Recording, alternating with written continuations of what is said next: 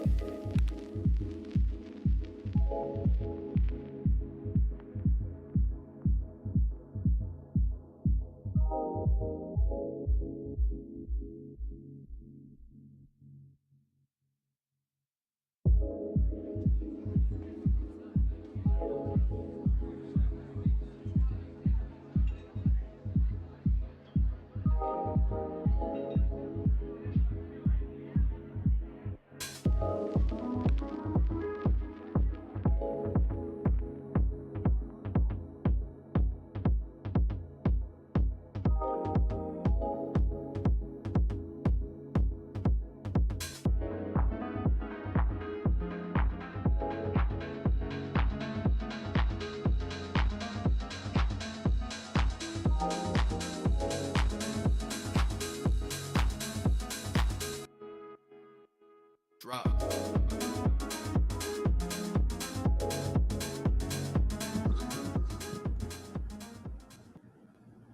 Welcome to another episode of Recap with Matt for the week of June 27th.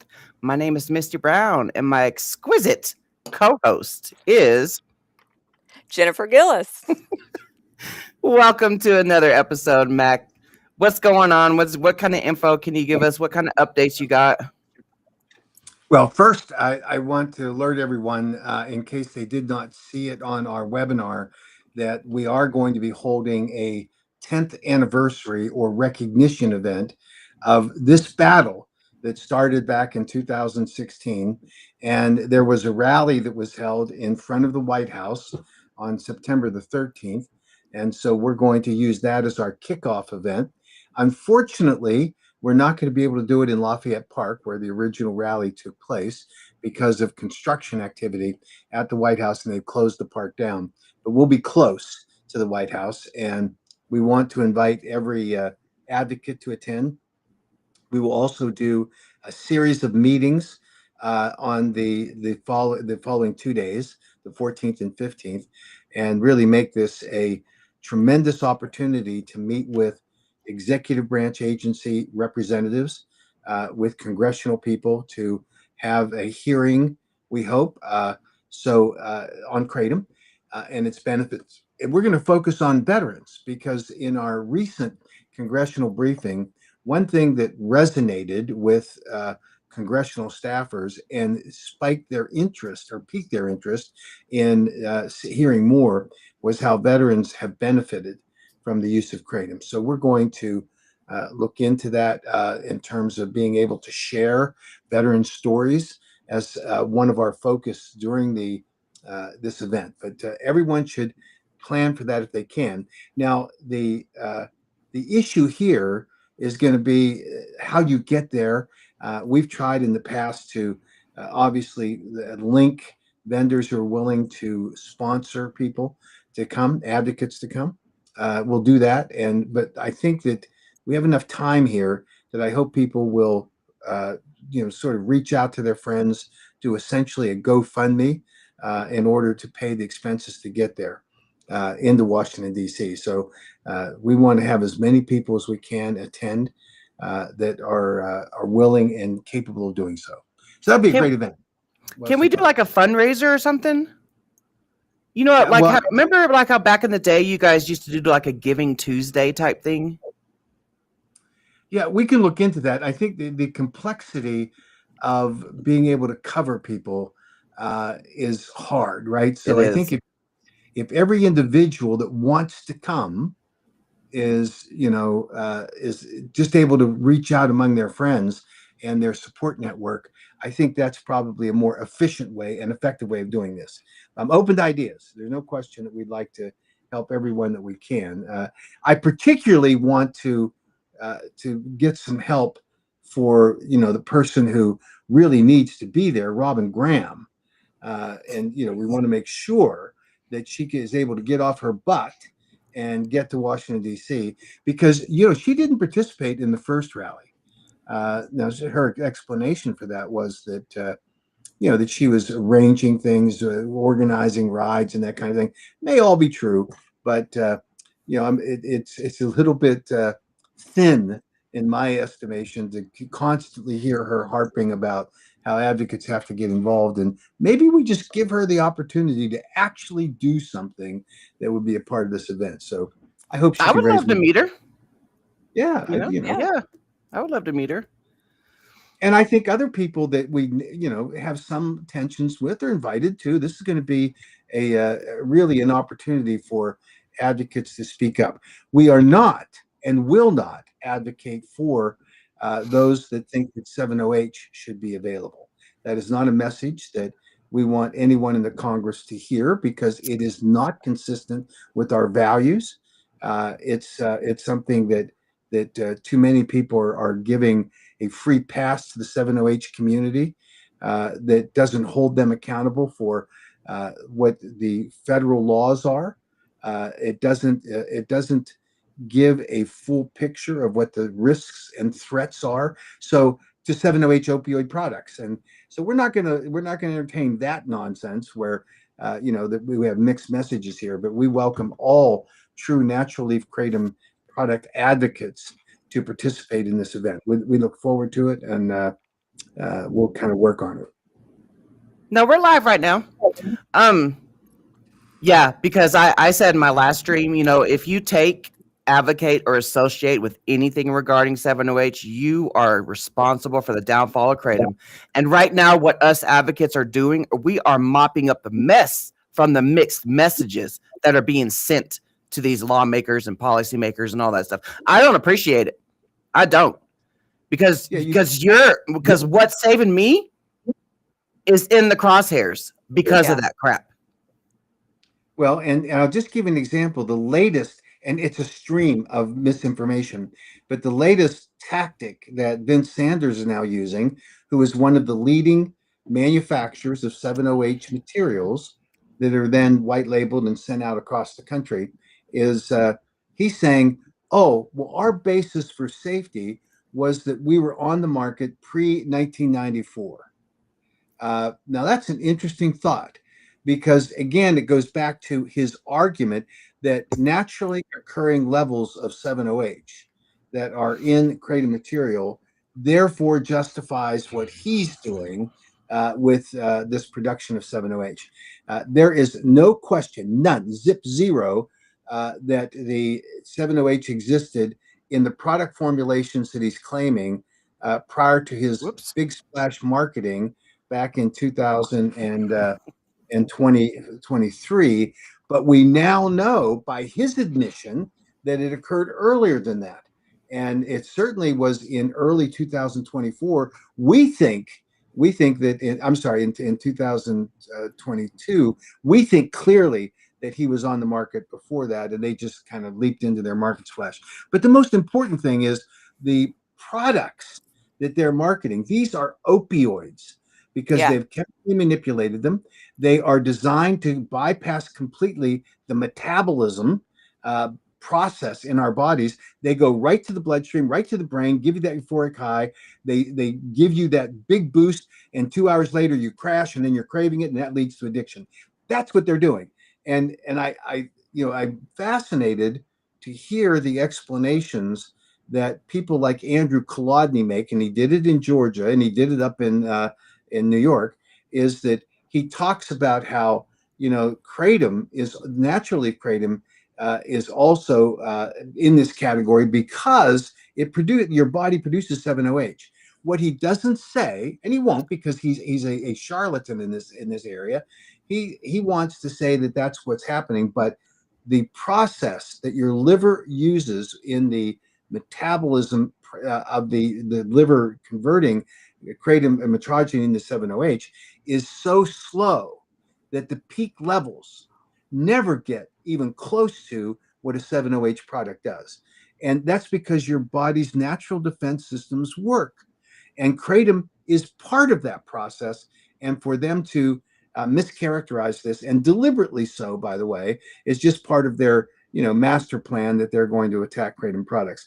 But 7-OH people are using that too. They say, oh, it's the same thing because 7-OH is created by your liver. It's nuts because there is no way that they can justify the comparison of 7-OH in the natural metabolism process of the liver to what a 7-OH product does and how it delivers, and what they're doing today in order to bypass the natural body process completely, go right to the bloodstream, and I don't know, it's an opioid. That's the bottom line. Yeah, it's destroying lives and it's destroying the kratom name. Period. Yeah. We have a quick question for you because Andrew can't stay for the whole live, but can Mac talk about the import warning? It was brought up in Georgia, and now Kolodny using it as a talking point in Suffolk. Yeah, this shows you that Andrew Kolodny appears to be a person who has very frontal cortex in his brain. He sees a word, and suddenly that converts into some authoritative statement about it. And when he was up in New York, he literally talked about the import alert. He said, well, I'm not an expert on this, but then he acted like an expert, and then he made a fool of himself because he does not understand this process. The import alert is established against all adulterated kratom products. No question about that. If they are going to be used for the purpose of a therapeutic benefit. And that's the import alert.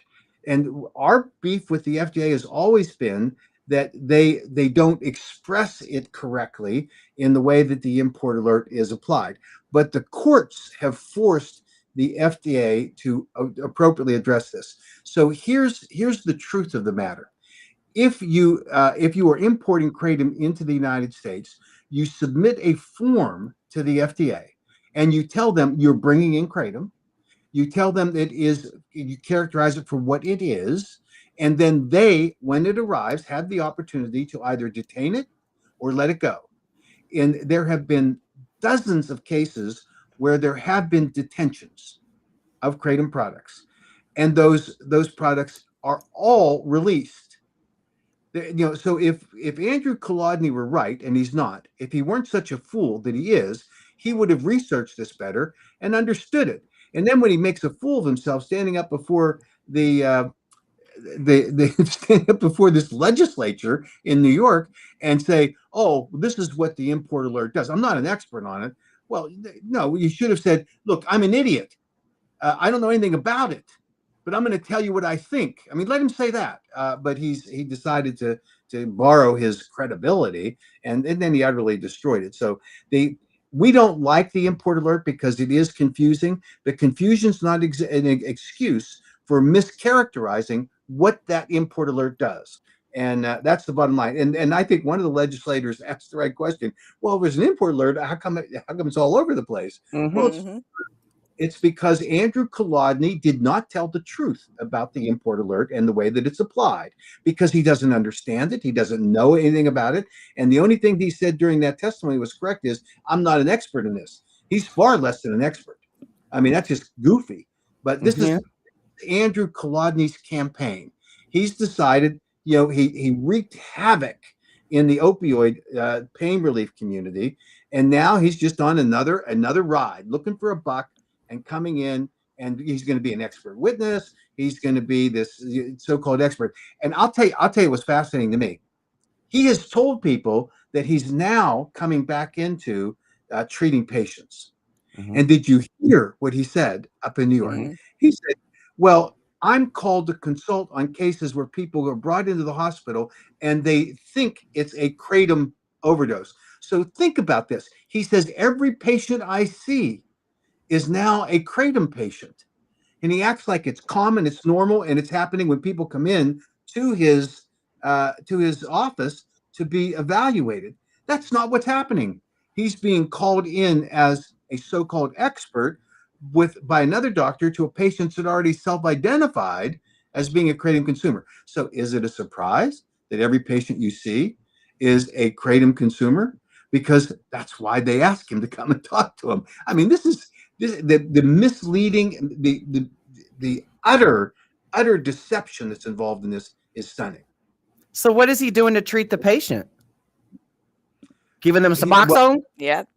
of course. Now that's one option. I can't speak to what he does actually in the treatment of a patient. All we can observe is what he claims. And God help the person that he's called in to evaluate, because he's probably got a bottle of Suboxone in his pocket that he's going to pass out. I mean, this is just what happens, right? Because he believes that kratom is an opioid. And that's what he said. Kratom is an opioid. Now, of course, he can justify, because he's got experts that say it, right? He's got none other than Dr. Gottlieb in 2016, who was completely discredited. Gottlieb said, oh, it's an opioid because it does this.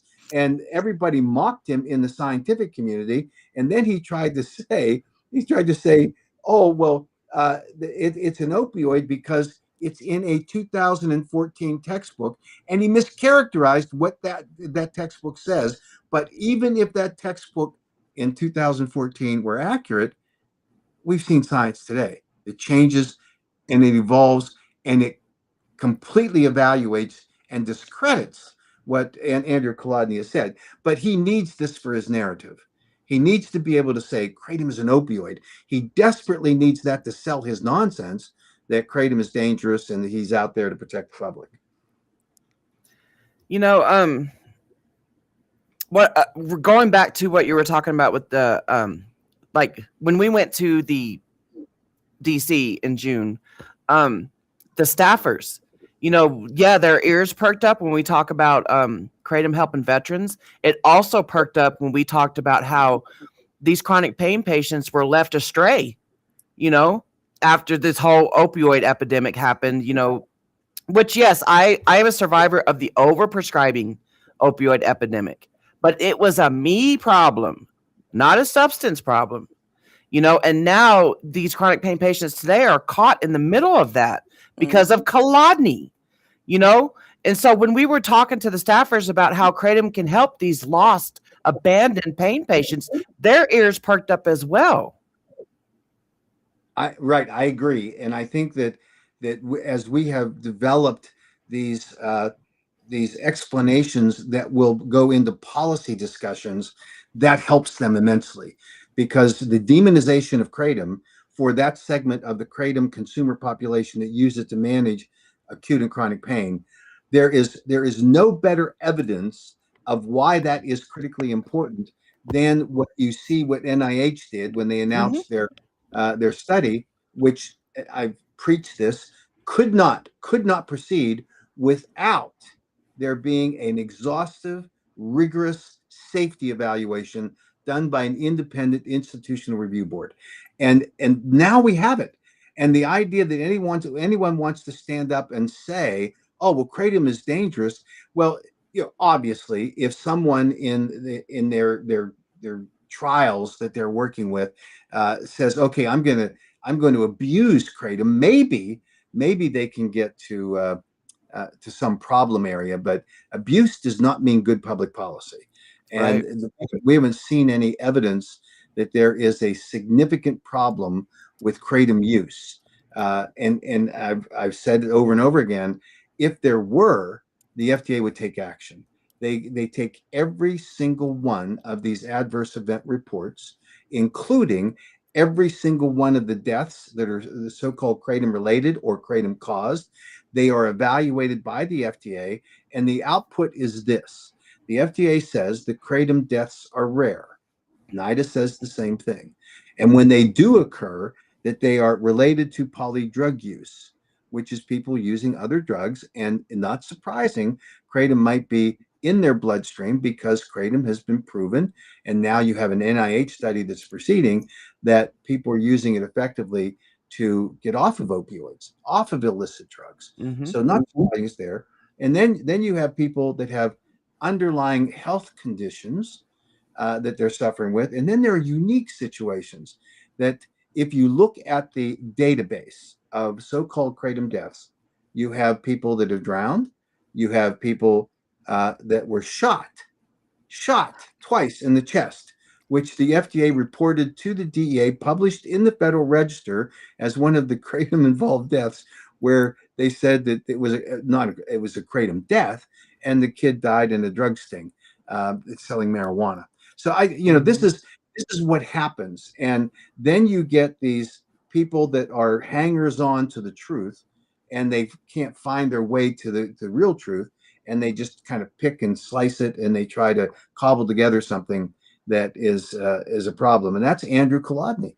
He's a bizarre character, and when I've talked to him, it always devolves down to his sitting there acting like, well, I'm just trying to help. I'm just trying to help, and I'm not doing anything wrong here. And the most bizarre part of I've had several with him, but immediately following an hour-long presentation by the NIDA director, Nora Volkow, at the international conference, where Nora Volkow in detail evaluated her assessment of the research and the science had been conducted, saying that kratom was your withdrawal from kratom if you are dependent on it, not addicted, but dependent in the classification of how they evaluate patients and consumers in the use of any product, that you are going to have that 5 to 10 day withdrawal experience, which is a runny nose, upset stomach, and a minor headache. Okay, that's vastly different than people that are addicted to these drugs. Immediately following that presentation, and he was sitting there, and it shows you how people can walk away with their bias and absurd conclusions because he wasn't listening. He told me, "Oh, well, Nora Volkow just said that kratom is highly addictive," and No, it's she the didn't. he didn't even close to that, but he believes it. I mean, he walked away delusional. Maybe he was on 70H when this was Maybe, going on. I don't know. Sounds like it. maybe he needed to take some kratom so he could focus, like we were sitting there being focused on what was being said. That's exactly right. It's like, is it intentional or, I don't know about that guy. I really don't know about that guy. Got selective It's hearing. well, it's intentional in the sense they have to support their narrative, and so they will pick and choose comments that are made, and they will somehow shove them into their narrative. How badly contorted it gets at the end, they don't care. So I think that guys like Andrew Kolodny, and you've got the Dean Francis with his crusade, which is poorly based, and we can talk more about him. I just did a episode 5 of our End Kratom Misinformation series that examines this closely. We have his 911 call now, where that completely blows up his story. He sat and told the world in a press release in December of 2025, leading into the Virginia legislative session, saying that mocking the AKA for saying that somehow kratom is so good, but 70H is not involved in his son's situation at all, and that he mocked us for even suggesting it. He tells the world that 70H wasn't involved. And then he goes through the legislative session, convinces, obviously, Delegate Cole. He speaks before committees as the bills went through, and he was pushing a ban, which did not get implemented. But at the end of the day, he ignores all that. But he tells them that 70H was not involved in his son's crisis. And then he tells the governor the same story with his son present. And none of them were recognizing the fact that the reality that 70H was involved, and the 911 call nails it, proves it. you have a desperate father who's calling 911 with a crisis his son was going through, where he thought his son was going to go out and kill someone with his car because he had just drunk a fifth of whiskey, and they found other alcohol bottles, so he drank more than one fifth of whiskey, and that he was on 7-OH. He says it explicitly, clearly in this 911 call in response to questions asked by the 911 operator. And he has the guts, the gall, and the utter, I don't know how to describe it. He doesn't care. And he just says, oh, 7-OH wasn't involved. Now he's changing his story. He has to, because the records now, the Floridian article that exposed what was going on in that whole situation, his first response was to say, oh, well, the reporter previously was accused of attempted murder. And that was his, I'm climbing on my high horse, and I'm going to say that guy was bad. Well, it turns out that the incident that led to his arrest initially was his defending his sister against a boyfriend who was assaulting her, and that it got out of hand, and they ultimately completely dismissed all the charges. So I don't know. In the United States, you're innocent till you're proven guilty, but not in Dean Francis's eye, because anyone who criticizes him is evil, and that's the narrative. So, I mean, this 911 call is unbelievable. When did the 911 call come out? It happened in April 1st of this year. Okay. And so it was right when all this was going on with the legislature, and he's up there telling them something that's completely not true, while he knows that his son is suffering from this crisis. Really too bad. But he sent me personally a text message where he said, explaining his attack. He said, this is quote, "God blessed me with incredible instincts. I don't understand it, but I am rarely wrong." What? God made me do it. I mean, this is like Bizarro land. His son Cameron sent me a clip from a movie thing that he had picked out where it talks about the storm is coming, and then he threatens me and said, "We're coming for you." I mean, what are these people doing? There's serious problems there that haven't been disclosed, haven't been fully discussed, and they haven't been recommended to the public. But then you go back to this 911 call. I'll tell you exactly what was said. The 911 operator asks the question when the call comes in. This is what Dean Francis says: "We have a 30-year-old son that took something earlier. I believe it's 7-OH. And in addition to drinking some alcohol, he is like losing his mind. He's psychotic. He's like, I don't know what else to do." And the 911 operator then says, "Well, how is he acting?" And Dean Francis says, "He's in a rage.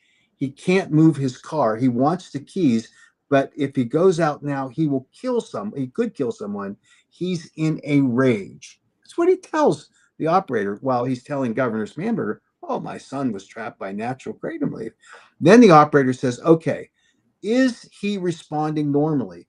Is he completely alert?"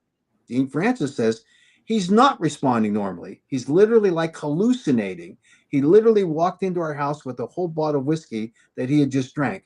I found 2 more. And we're like, 'What are you doing? You're drinking.'" Cameron says, "No, I'm not. No, I'm not." And then like he just bumped her. I think he means his wife. Like he doesn't believe he's been drinking. The whole thing's like insane. Are they all in psychosis? Dude. Like, wow.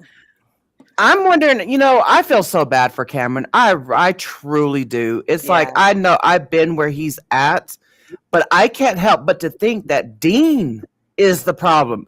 Dean is the substance. He can't escape his daddy Dean. It just, I mean, wow. The truth always comes out, though. I can't imagine getting up in front of so many people so many times over and over and just not saying the truth. Well, Tracy, it happened in April. Yeah. So the truth of this is that he didn't think he would get caught. That's the bottom line. I mean, Yeah. it's, I'll say whatever I need to say. I've concocted this story, and then all of a sudden it blows up on him. What's his first reaction? Was, oh, I'm going to shoot the messenger. The messenger had this legal problem in his past, so therefore I'm going to attack him. He doesn't say, well, maybe I overstated this. Maybe I should have been more sensitive to what my son was going through. Maybe I shouldn't have mischaracterized it. He didn't do any of that. He wants to defend this narrative that is he's desperate for, because he's now, misled the Virginia legislature, but he's up in Congress doing the same thing. Yeah. And Mhm. he thinks he's going to get away with it, but he's not, because that's why we're here, to correct the record, to make sure that these legislators get to hear the truth. And he will he will have the burden that he's going to have to carry of all of the lies, all of the mischaracterizations, all the distortions, because there are many. And we're not going to let him just kind of walk around saying, "Oh, well, I'm defending people that need to be protected against this natural kratom leaf product," when in fact his own son's experience was related to alcohol addiction, other drugs, and 7-OH. He may have taken natural leaf, that's fine, but it didn't cause a problem, and the problem is really what he has. So Cameron's problem is it looks like he's looking for escape routes. Yeah. You know, it's almost like Dean probably said, if you don't get your act together, you're not going to be in my will. You know, I don't know. well, I don't know. You said it right. It's sad. It's sad for It Cameron. is. It is. It's sad for a family that now wants to convert the problem to something different in order to explain it so that they can live with it. It's just tragic in that sense. But the one thing that needs to be emphasized is all we're seeking is the truth. And Right. if he would just say, okay, 7-OH is a problem, let's work together. Let's go fight this battle against 7-OH. He doesn't want to do that. He wants to make it natural kratom leaf, and that's seriously the foundation for the foundation built on a pile of sand, by the way, for him to use his national platform now of end kratom addiction. I mean, this is about alcohol. It's about other drugs. It's not about Yeah. kratom. And he needs to just fess up to it. And he's got it's been a truly bizarre experience dealing with. Wow. I can't respect, I have no respect for anybody that is a liar.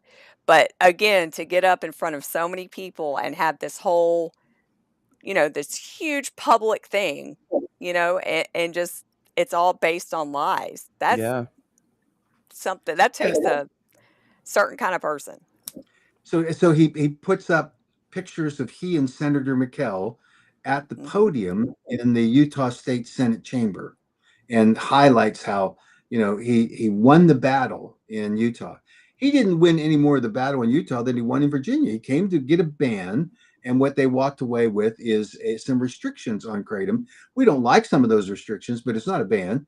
And in Virginia, he walked away with a labeling instruction that is fundamentally wrong, and it mischaracterizes kratom to the extent that it violates the federal law. So he can have these little sniper attacks, and he might get a Pyrrhic victory here and there, but it's not based on the truth.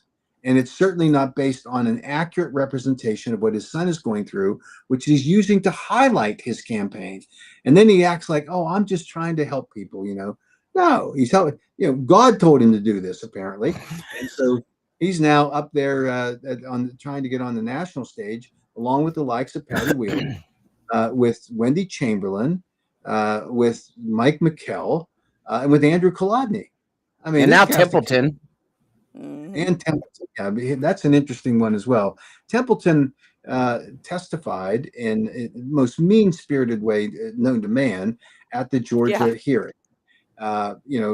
It's just, but that was a stacked deck in the Georgia hearing. It was all orchestrated by our good friend, Representative Townsend. And he brought in this cast of characters that were anti-kratom, which he said, "Oh no, Mac, I thought I was very fair, very equitable."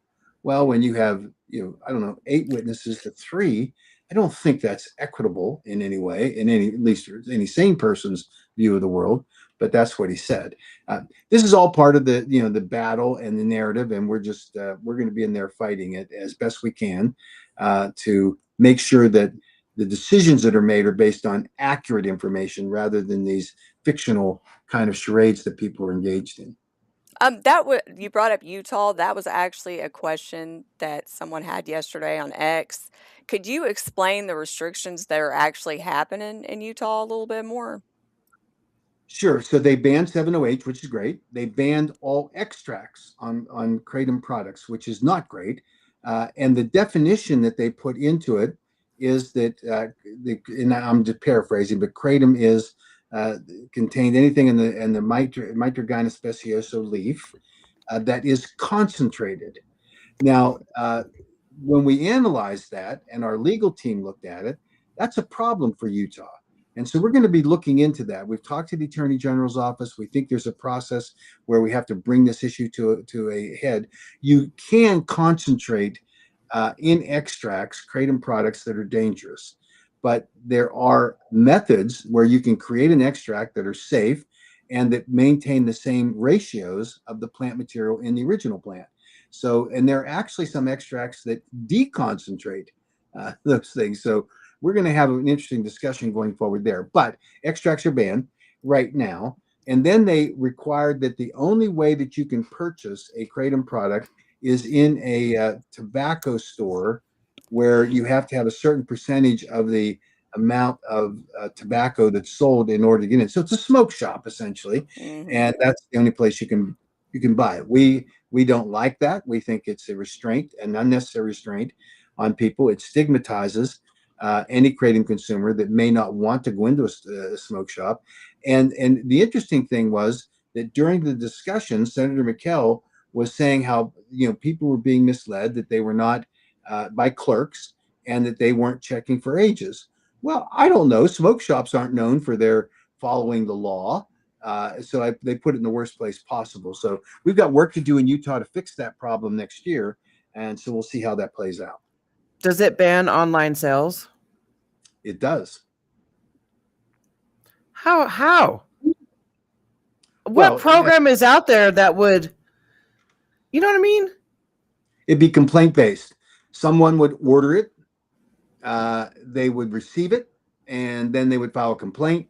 And the Utah regulators would have the opportunity to take the manufacturer to court that is selling the product there in Utah. So like secret shoppers? It would be that. It would be the anti-kratom people to be out there buying products and then exposing it. It's not a great process because we did that with 7-OH products and the state struggled to enforce against it. So, it's a terrible law and it needs to be fixed. And there are better ways to control, to the extent that there needs to be control at the point of sale to make sure that you are actually not selling it to someone who's over underage. There are ways to fix this, but not in Senator McKell's world. I mean, he's another dean. He's another Dean Francis. Yeah, I think I told you that one of his colleagues told me when trying to explain what he was like. He said he's a guy that would climb to the top of Mount Everest and kiss a albino yak on the lips if he thought a news camera was there. He's just a media hound, and I think that's all. Megan wants to know if you give an update on Michigan and North Carolina. So North Carolina has a conference committee that someone on the conference has proposed that they complete ban on kratom. So we are really going to work hard on that one. We got our lobbying teams working on it now. This is the way the legislative process works sometimes, and not to our advantage, because one member can stick something in that has nothing to do with regular order. They haven't actually provided any kind of input from stakeholders or consumers. So we're pushing hard on that one. In Michigan, you've got a similar situation where I understand that Speaker Hall has now decided he's going to insert kratom into the budget battle because they're in the middle of that right now. Again, this is all legislative manipulation, And so we're doing our best to fight up there too. He could not get his bill, his ban bill that was passed in the House, could not get it in the Senate, and so now he's just playing games at this point in order to try to sneak it through. It's terrible government, but it's what they do. Same thing they did in Kentucky, where they slipped it into the last day of the session. It was in a revenue bill. Thankfully, we were able to convince the governor to extend the enactment date so we get another legislative session under our belts so we can work through that. But very, very disappointing in terms of good government and accountable government with these kinds of manipulations. So these are the backdoor bans. North Carolina slipped it into a hemp bill, and then Michigan slipped it into a budget bill. Mm-hmm. Has Correct. nothing to do with Kratom at all. Just like Connecticut. Just like Connecticut, yep. Yep. And yeah, absolutely. Crystal, he did go over Ohio last week. I can't remember exactly, but I don't think anything's changed in Ohio, has it?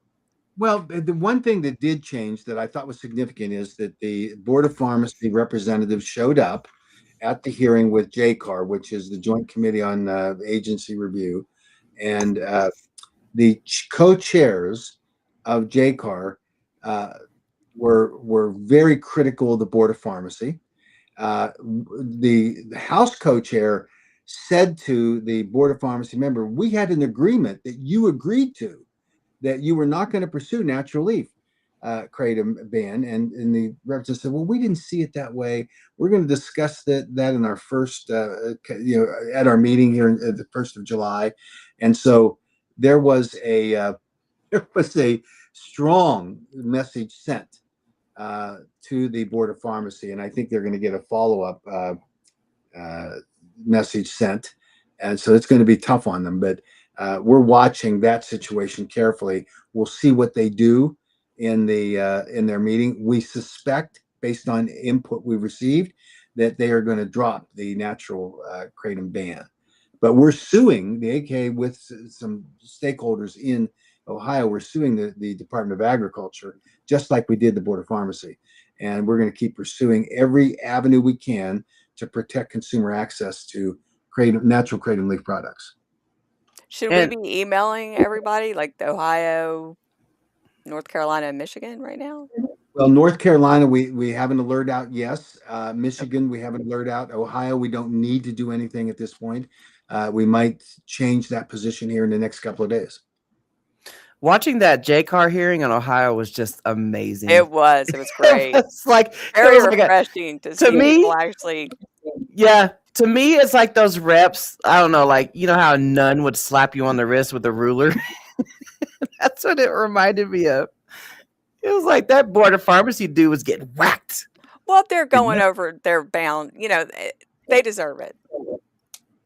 Yeah, well, and I think it's telling that the Speaker of the House, who's on the committee, laid into him, and so I think that they see that there's not going to be a friendly legislative pathway for them to push these bans through.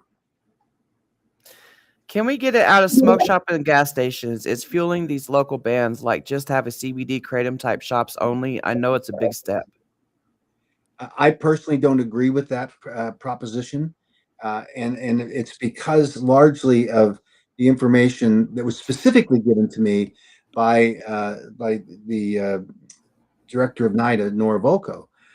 She said that when I made the comment that we were really struggling with this issue about access to kratom products in convenience stores and gas stations, and she said to me, "No, people that are suffering from these kinds of addictions for kratom helps them are not going to seek treatment that they should perhaps have with their underlying drug issues.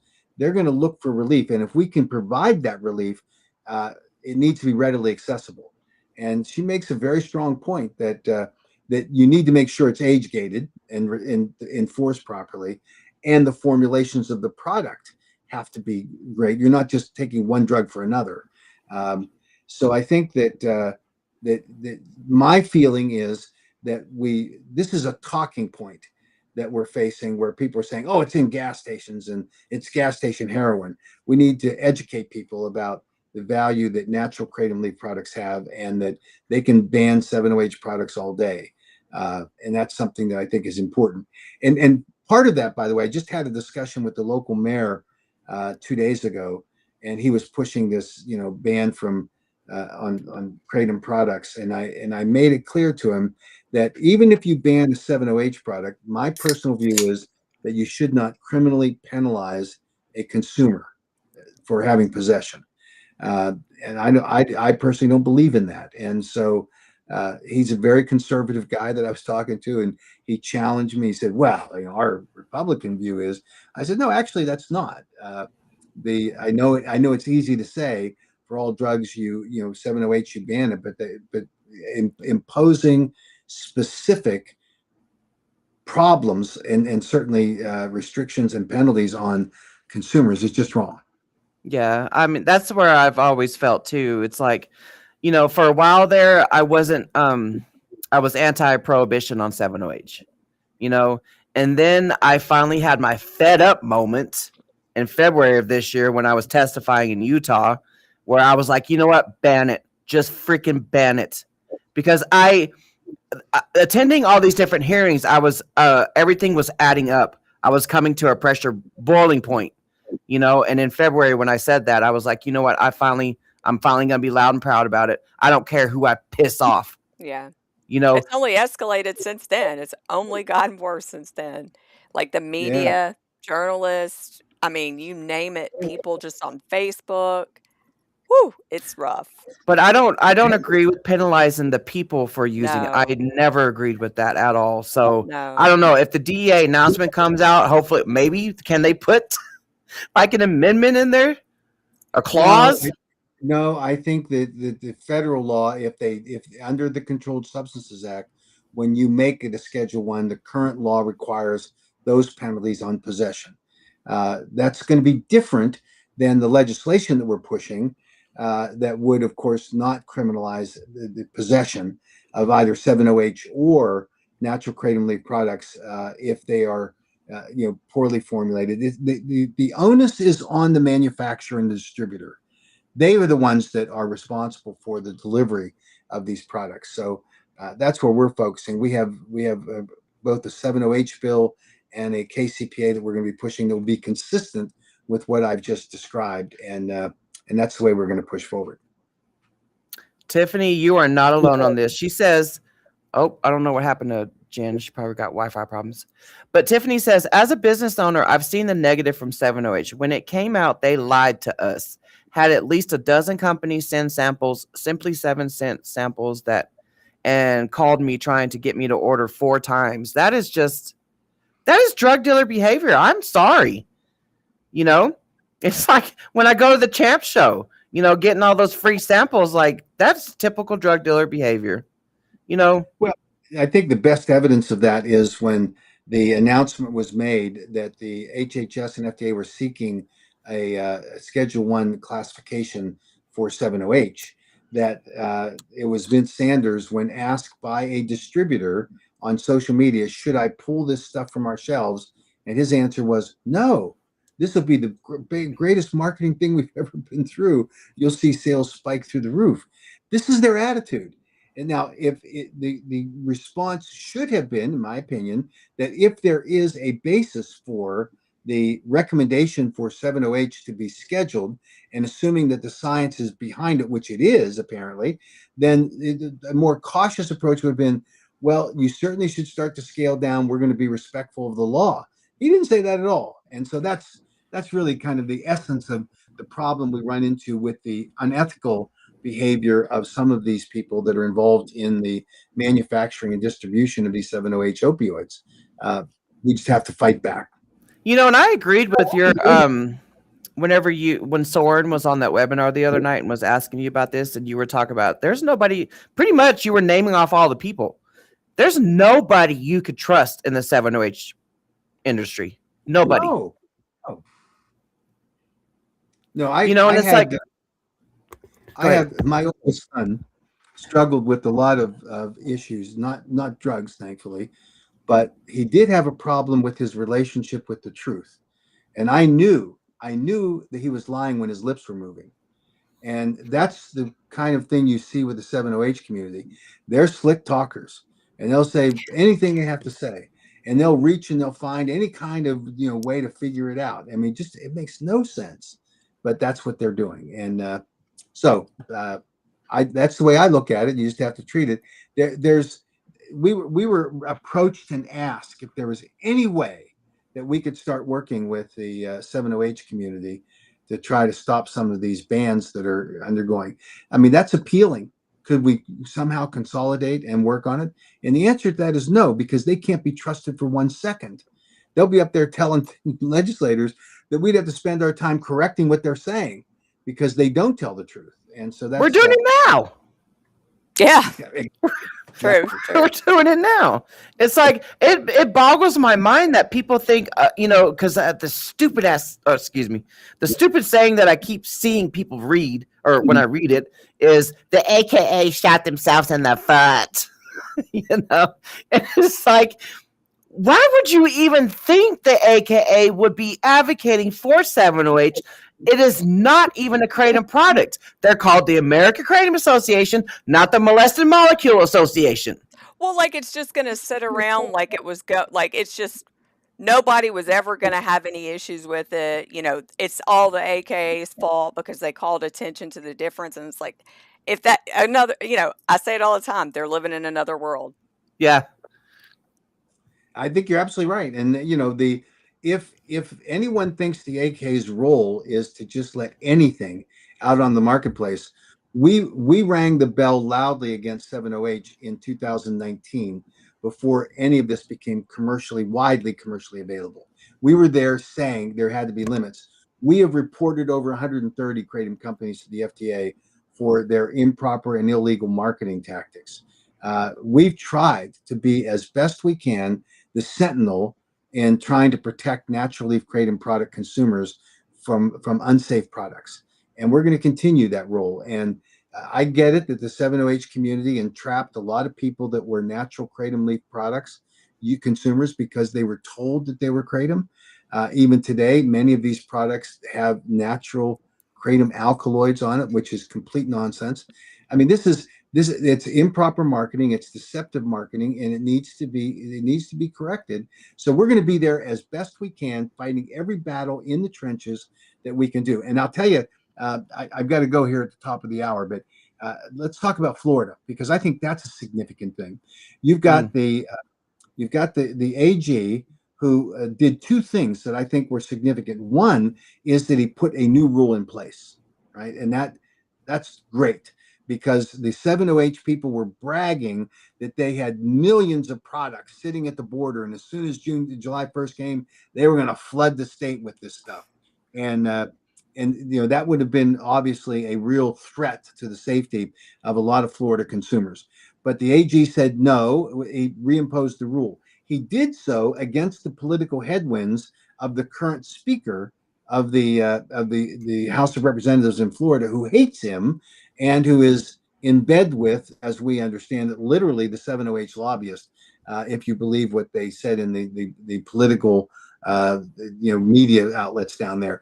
But the good news is that speaker will be gone before the next legislative session, and the current ban that the AG put in place extends to the period of time next year beyond the legislative session. So the legislature will be able to affirm this rule. The second thing that he did that was critically important was he defined what the 7OH products are with great specificity, because he got to the MGM 15 and 16. He got to the 8OH and the 10OH and the 12OH products and Sudendoxil. Now, there was a comment made by the brilliant scientist from Seven Ohms, or from Seven Hope Alliance, I'm sorry, where Miss Ross, where she said, "Oh, there was a loophole." So here's the way the process works, Miss Ross. When you find an error, a loophole, it gets fixed. And you have an attorney general who's committed to fixing any of those loopholes. So you can mock maybe a loophole that was created inadvertently, but it happens all the time. We fix it. There are technical revisions that are made to legislation in every state across the country. And the fact that she was so ridiculously dumb about that process is consistent because that's the way she rolls. But I was entertained by her statement that was the case. But the AG is committed to getting rid of these synthetic, these chemically manipulated products and protecting consumers. And God love him for doing it. I don't think God told him to do it. We'll have to ask Dean, but he certainly is doing the right thing. It's almost like they're having to follow the same playbook of what, like when they banned illicit fentanyl. There's like column after column of all these different names of the analogs. Mm-hmm. So that's Right. what it seems like it's going down with, you know, it's just 7-0 got to go. 7-0 got to go. Well, and that's what the DEA is struggling with today, is that they have limitations where in the form of the statutory requirements. This is why we think we need a statutory bill on 7OH. Is the bottom line is they have to have a specific kind of evidence in the 8-factor analysis that would allow them to move forward with this. And they're struggling because they can't capture the new products that are on the market for which there is not enough surveillance data or scientific evidence about it, but they know the threat. And they described it exactly. It's a whack-a-mole thing. So they're trying to craft the actual provision that would extend through the Analog Act to capture these things. It's not easy, and they're doing their best. So my solution is, at least as we've evaluated their struggle with this, let's just have a federal ban statutorily, which would amend what the Controlled Substances Act limitations are for 7OH. And I think we can get that through. Congressman Bilirakis has already filed the bill. I think you're going to see some amendments to that bill. And I think that there's an urgency that is being recognized by the Congress to move on this. So we're going to try that avenue as well. Okay, so since you got 5 minutes left with us, so let's recap with Mac. So we have the September rally coming up, September 13th for the rally, and then 14th and 15th, we will have opportunities to go to the offices. So you guys need to plan now, you know, get your butts out there to DC. And then, so North Carolina, you said you have an alert up, but you don't have one up for Michigan yet?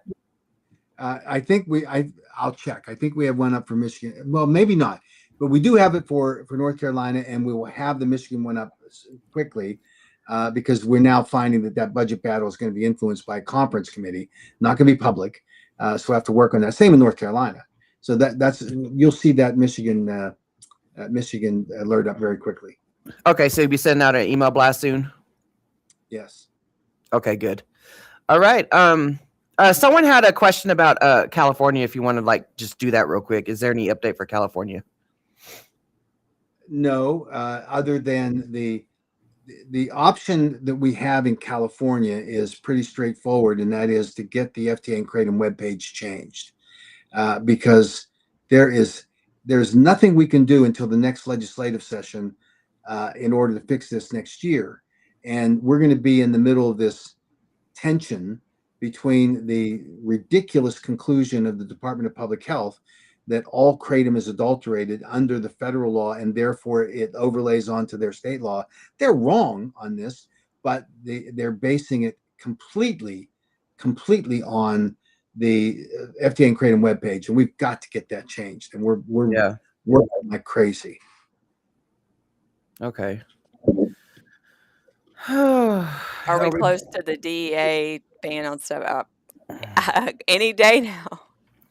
We've been saying that for a while. Yeah, I'm not going to depend on it. I think we have to do something on the legislatively. I'm not going to hold my breath. All right. Okay. Anything else you want to update us with, Mac? You want to leave us with any thoughts and prayers? Well, I'll say this, and it's going to be a complete suck up comment. You guys are fabulous. It's getting the word out. I appreciate the opportunity to spend some time with you doing this. But this platform is critically important, and it's honest. You're not going to see that in that other group, the Kratom 7OH gals. That's not honest. And unfortunately, they've dug in and they're peddling their nonsense, but it's not protecting consumers. And it ultimately will be the downfall if we continue this, trying to say, oh, let's leave 7-OH alone. 7-OH is an opioid. It is a threat to the safety of anyone who takes it. And it is going to be the downfall of natural kratom if we don't stop it. So that's where we are. And you guys are doing a great job. I appreciate it very much. Yeah, well, thank you for coming on here. You've Thank given us you. an hour of a power hour. Sometimes you go over an hour on Saturdays, but thank you for giving us your time to do this because the community loves this. They truly do. Yes, we all Yeah. appreciate it. Well, thank you very much. And look forward to next week. Okay, bye, Mac. Thanks. All right. See you Bye, later. Mac.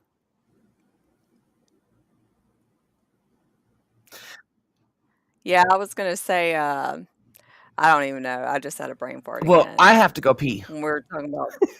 All right, go pee.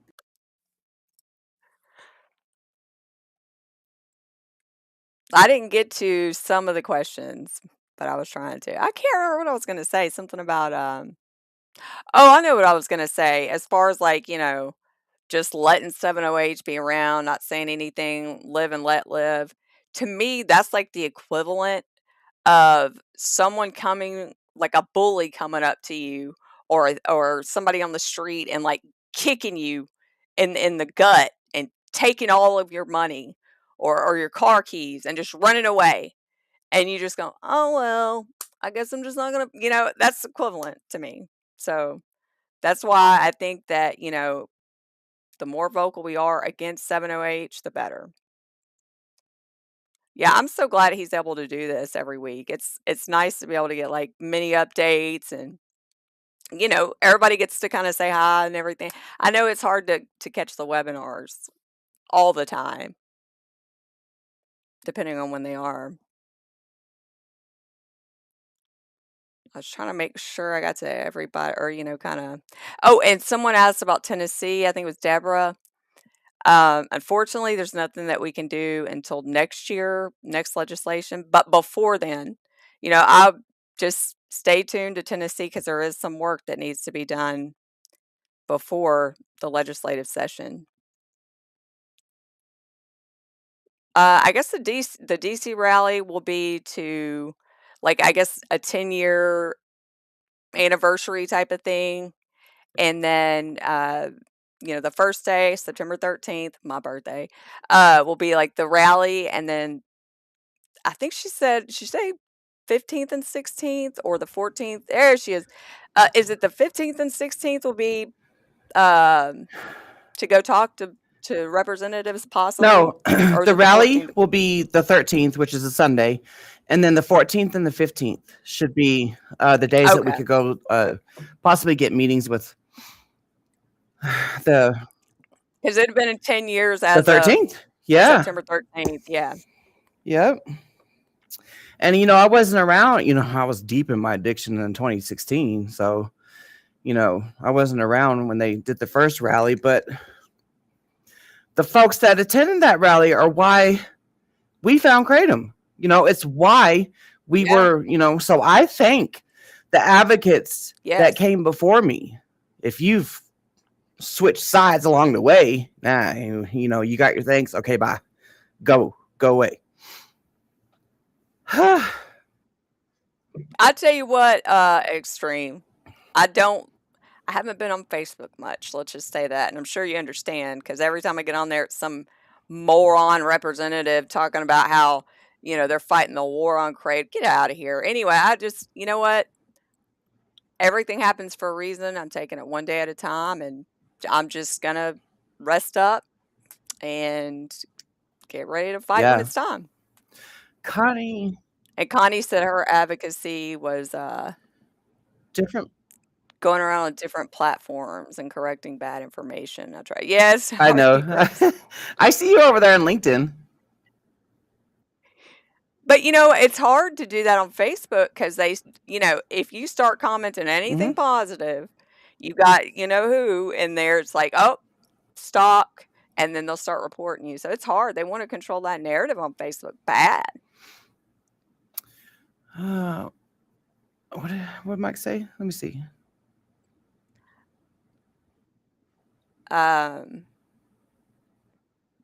Yeah, I just don't Yeah. want to put Okay. We're that. not going to put that up on screen. We don't talk about locality hearings Yeah. here because, our lovely Kratom haters watch us.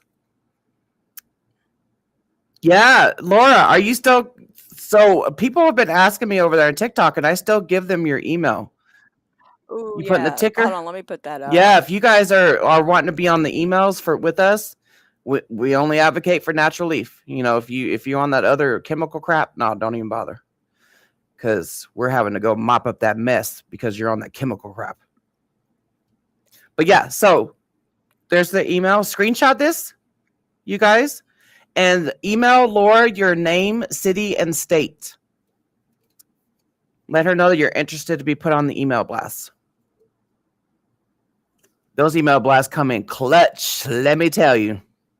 I know Laura's she's got to craft it all nice and neat, and she does such an amazing job for us.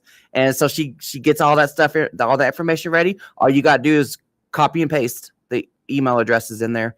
And you got anybody, any consumer needs to have their testimony on the ready.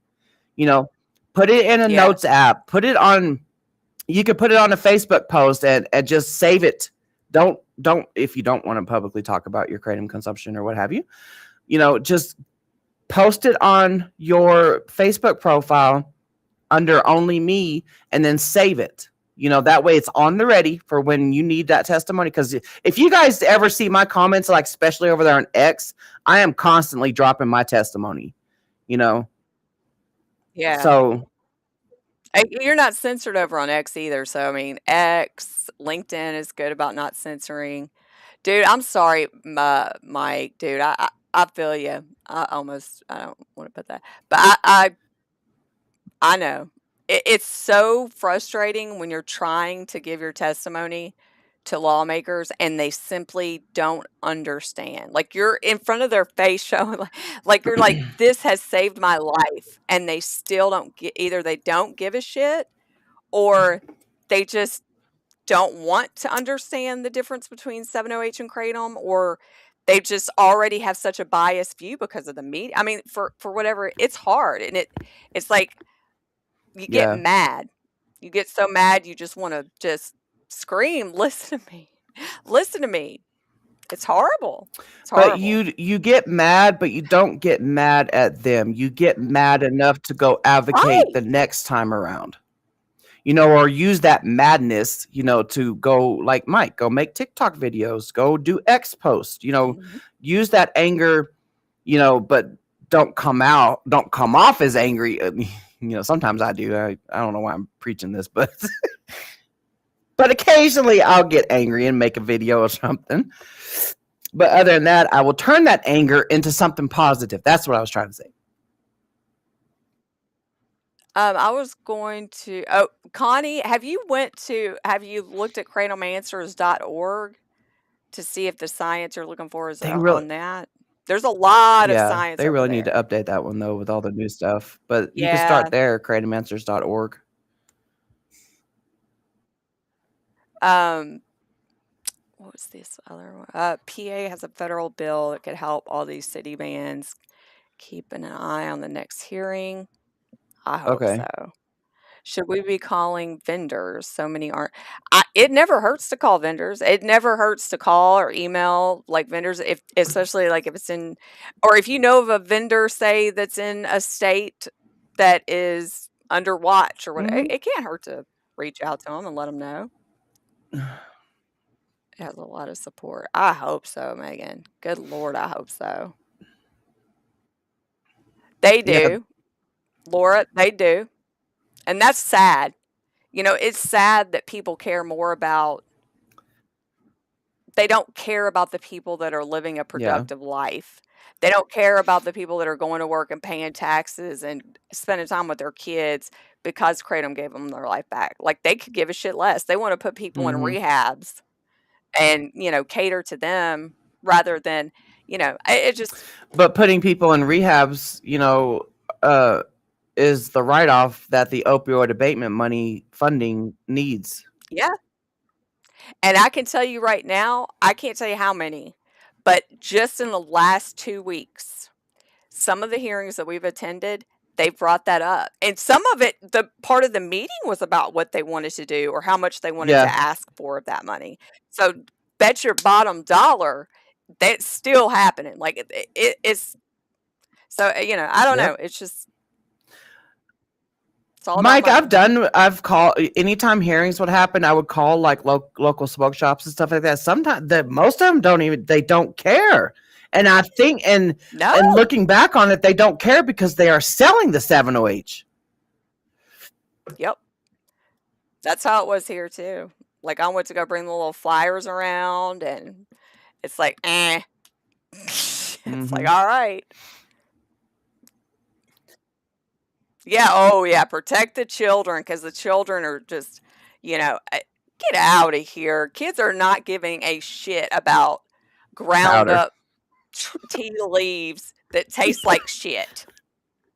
That don't even get you like high or like it's boring. You They'd be can't like, get kids to "Man." eat vegetables. What makes you think they're gonna eat a leaf?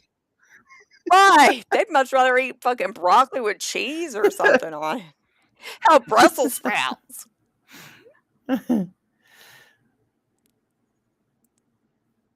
For local bans, Yeah. call the local smoke shops and tell them there's a kratom ban pending. 30% of sales are kratom in smoke shops, so that's important. Yeah, It can't hurt. I mean,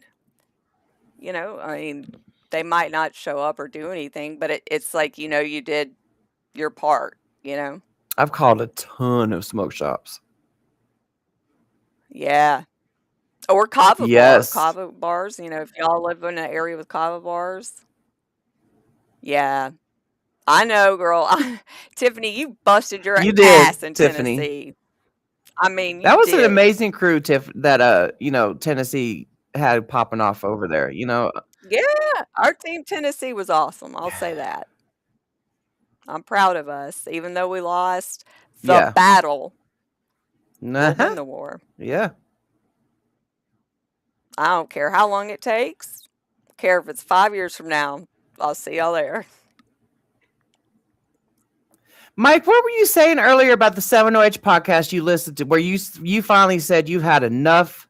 You were just done with the 7OH. You had enough. Yeah, I saw that. If I go try to find the comment, it's gonna be way up in there. Yeah. I can't remember what podcast he said either. Yeah, you know what? I went to a legit kratom only shop here local to me, and I'm not going to say the name of it, but they were just like, "Oh yeah, that happened. We're aware of that." And it wasn't the owner; it was just somebody that worked there. But you know what? I saw yesterday going out of business. But I felt like going back up there. All I wanted them to do was put the flyer up. And, I told him, I said, look, I'm going to Nashville tomorrow. Like, this is serious. Like, this rep has been on this since last year. Bet they thought, but they wish they would listen, whatever. Yeah, that backdoor stuff is scary. And but you know what? They try to do it in Kentucky and look at, at least. And when they do the backdoor bans like that, freaking KDA and all them look at that. Oh, look, we won. Like, you won on a technicality, pretty much. The same way they win every time on a lie. Like Tennessee. Like, that's not a win. Like, if you have to lie and do shit that's underhanded, that is not a freaking win. If you can walk away and feel like it's a win, there's something wrong with God that. Tell you to lie? Oh, you mean Michelle? I can't with her. She lies. She lies. She has me blocked on X because I caught her in a lie. And then she lied again about me, saying that she heard me in line at the Champ Show talking crap about 7OH users, and I ain't never done that. I asked her what line. I even freaking, after she blocked, because she had me blocked, but I even tagged her. I'm like, I think the worst that we've ever said about 7OH users is you're part of the problem and not the solution. But like we would never demonize someone for Yeah. taking a substance. You know, I could give a shit less what you do with your body. And I want to say this too while we're talking about that. I think that there was some kind of post or something on Reddit where people are talking about, oh, in Tennessee, there's a, you know, you can buy switch to MGM 15 and 16 and it's legal. Let me tell you something. It's not, that shit is nothing like kratom leaf. It's nothing like kratom powder. Like when you switch over to something like that, you are switching over to completely Yeah, chemical that's fully substance. synthetic. And you know, I can tell you right now, it is not going to benefit you. And So they're calling it don't cat's do it. claw. Yeah. So Yeah. where's the? Because isn't there like an actual herb called cat's claw or something like that? Yeah.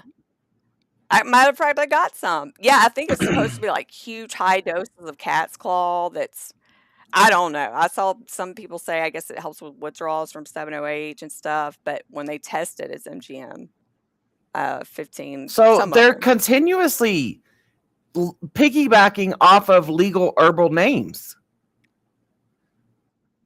Mike, I don't Yeah. know if I can sit through that shit. I know. I don't know, man.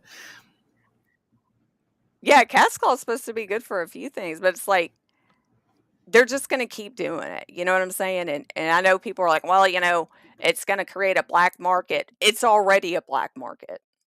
I think, you know, it's only going to help because, like, you think about how many people could afford to change the packaging and labeling all the time to keep up. I don't know. There's always going to be a Yeah. black market. But it needs to get the hell off the fucking shelves. I am so sorry, but I'm sick of seeing it. I hate 7-OH. I can't stand it. I hate it. I can't say every day of my life. I say it at least once, 1 to 10 times a day. And you know, like I say, I have no problems being loud and proud about that. And if that pisses you off, I don't care. Yeah, keep scrolling. I don't care. Bye-bye. And Bye-bye. don't fucking put words in my mouth saying that I'm, you know, hate the users of it and all this stuff. No. Yeah, ain't none of us said that shit. If someone feels that way, that's an inner, that's their problem. That's, you know, they're like, oh, you know, if one of my posts or what I say, you know, resonates with you, that's a huge problem. Yeah. Dude, Mike, you know, I've been seeing a lot. That's a good thing to bring up, this SR17. First of all, I will say when I saw that come up, I think it was like last year. First of all, it's a research chemical. At the end of the day, it's a research chemical. Which, I mean, dude, I guess if I was addicted to 7-O, blah, blah, blah, I'd say, what the hell? Who gives a shit? But, you know, what I saw last year is it was really, really not hard to get, but I guess like they only produced it a certain amount of time. And so it wasn't like, in other words, it wasn't widely available. And so me seeing that blow up on TikTok where they're like having codes and influencers and shit, so it just makes me pause and think like, oh, so now all of a sudden there's just a wide market for it, which it could be, but it's not, you know, it's not, as far as I know, it's not made in this country. So it's shipped from another country. I don't know which one, and it's not a miracle thing. Like a lot, they make it to seem like, oh, you take this and you're automatically not going to withdraw from 7. You know, you still have to put in the work. Yeah. To work. And people drop those damn comments in my TikToks and I delete them. you're not going to be promoting none. You know, there was already no science with 7-OH. There's no science on the SR stuff. You're not going to promote stuff that's going to possibly hurt somebody. That's going to, you know, because I have a lot of silent watchers, you know, not a lot of people will, unless, you know, and it's happened time and time again where they've watched me for years and then they find like and then they finally try to create them and then they'll scoot up in my messages and be like, oh my God, Misty, I don't know why I waited so long to try this. I've been watching you for years. So I have silent watchers, and you know, not if someone's sitting there, you know, just reading through the comments and they're like, oh, you know, you're not going to use my platforms to promote shit. I don't even promote shit. Right, right. Like, and that's just, I feel the same way about it. Like, I promote advocacy. That's what I promote. Yeah, that the SR-17, I actually have a really good question for. I've seen so much about the origination of this, and I have questions that only I guess a chemist would know. But you can't even trust chemists. So, well, I'm saying like probably maybe Oh Dr. yeah. McCurdy, Oh maybe he'd yeah. know. Maybe he'd know. But yeah, I'm trying to figure it out. Yeah, it's like they explain it as it gives your Mm-hmm. receptors a break. Because, with a lot of people that start taking 7-OH, their receptors are fried. They can't even, like the pain Yes. patients that are getting 7-OH in between pain refills, not Yeah. feeling their opiates when they. And then another lady couldn't even. She had to go into the hospital, and she couldn't even feel anything from the morphine drip. 7-OH is frying. It probably fries a lot more than just your opioid receptors. Yeah. So I don't know. I mean, if it were that SR whatever, because I guess the SR thing doesn't have any euphoria, blah blah blah. I mean, if that's the case and it works, that's good. But it's like, man, that's a really at Yeah. your own risk, and if you're already taking 7-OH or MGM, you're already risking it Yeah. every time. It's like how much more shit you want to put in your body, type of thing. So I don't know. I only promote. But yeah, I've seen it Yeah, all I over only the place. promote, whole leaf kratom. I only promote firsthand experience. That's what I freaking promote.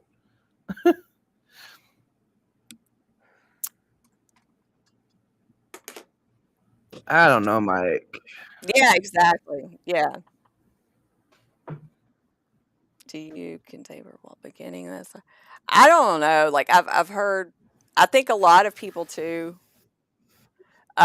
They buy that SR thinking they're going to take it, and it's just going to magically work. But I mean, you have to taper. You still have to really work at it. It's not. I hear it's pretty pricey too. So it's like if you're already buying a bunch of 7-OH, like I don't know. I feel absolutely horrible for anybody trapped in that. I know, cycle. Laura. Do you want to come on real quick? Thank you. Laura, do you want to come on?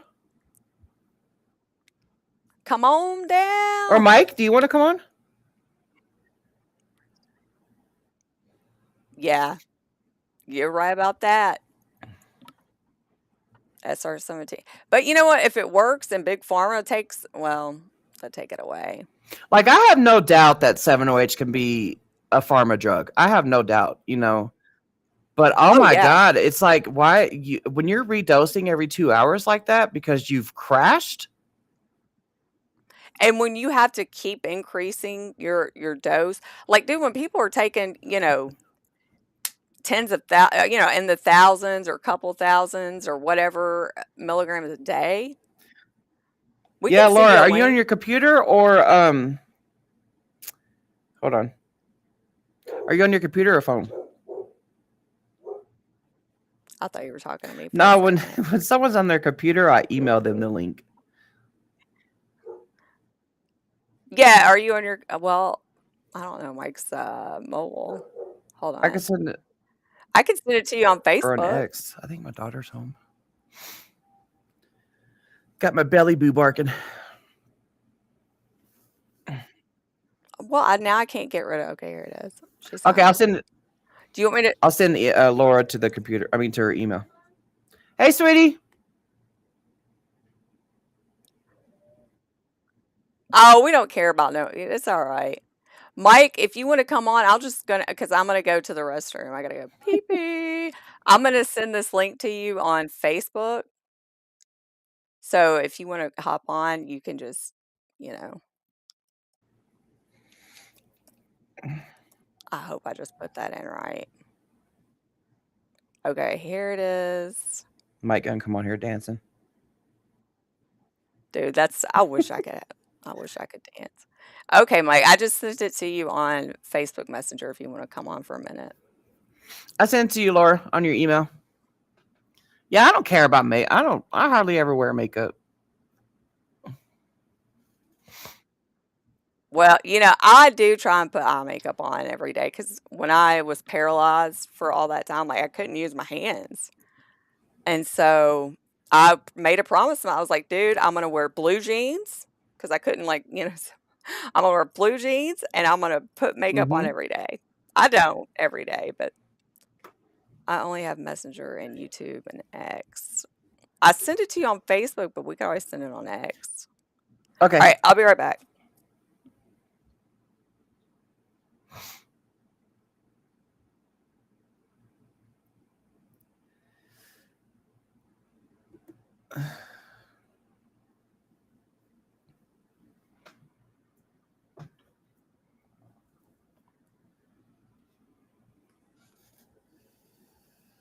Yeah, it's been a year now since I got banned on Facebook. There's Mike. Hey, what's going on? I'm driving, so it's just, you know. Why are you driving and talking on your phone, boy? I don't know. Most of it. You're fine. Yeah, it's been a year now since I got banned on Facebook. That's crazy. Yep. Yeah. What are you eating a popsicle? Yeah, popsicle. You know what, Mike? Driving- I want to tell you thank you for showing up at these hearings. Thank you for doing Yeah. that. I do it when I can. Even the remote ones too, like, I just whenever I can. But it's defeating because every time it's the same song and dance, and you try to tell them to differentiate, and it's like they're like, well, we don't know what's in it, and we're just a small village, and we just don't have the labs and the resources to do it. And Hey, Mike. Hi. Yeah, you are a boss about showing up at the hearings, local and virtual. Yep.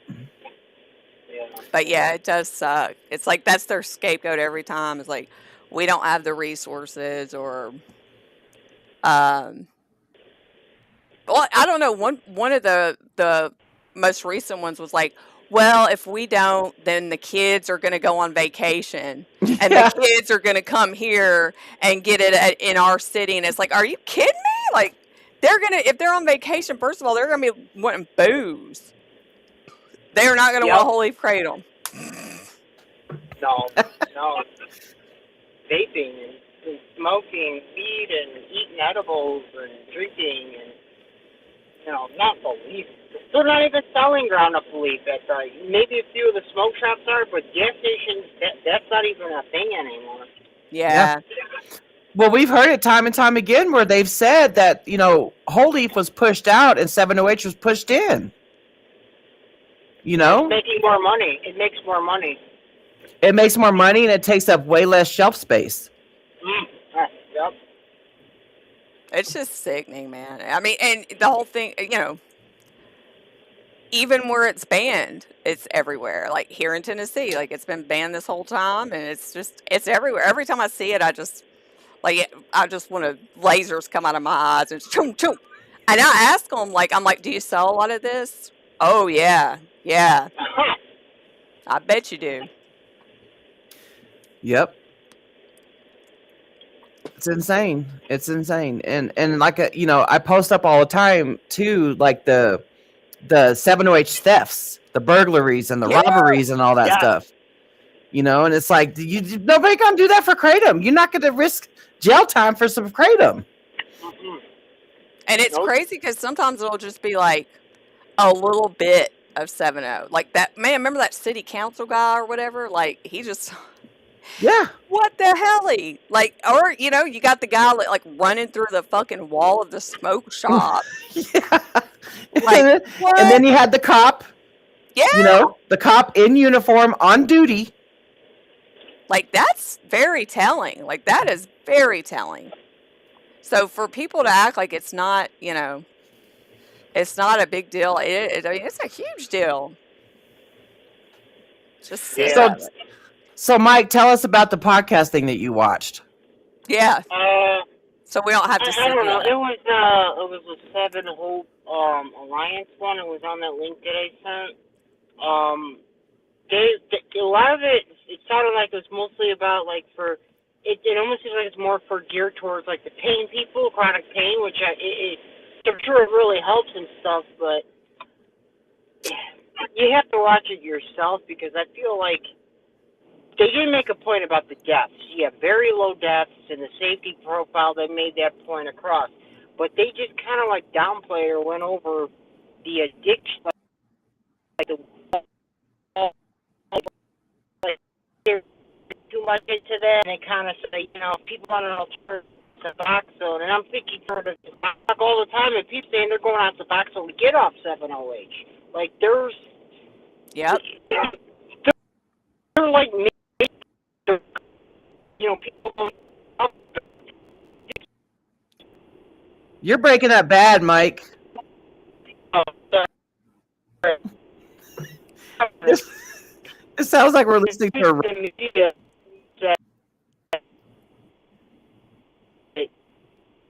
And fear-mongering.